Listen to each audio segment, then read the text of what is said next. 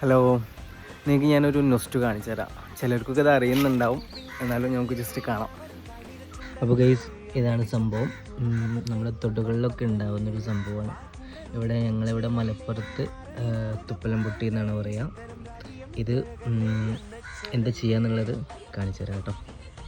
അപ്പോൾ നമ്മൾ വെള്ളത്തിൽ നമുക്കിത് ഇട്ട് കഴിഞ്ഞാൽ ഇത് പൊട്ടിത്തെറിക്കും, നമുക്ക് കാണാം.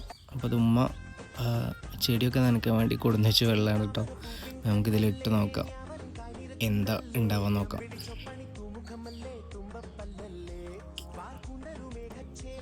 പൊട്ടിത്തെറിക്കുന്നതാണ്.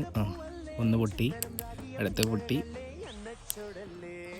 നമുക്ക് ഉണങ്ങിയതാണ് കേട്ടോ ഇതിനെ പറ്റുക. പച്ച ഉണ്ടാവും, പക്ഷെ നമ്മൾ ഉണങ്ങിയത് എടുത്താൽ മാത്രമേ ഇങ്ങനെ പൊട്ടുള്ളൂ.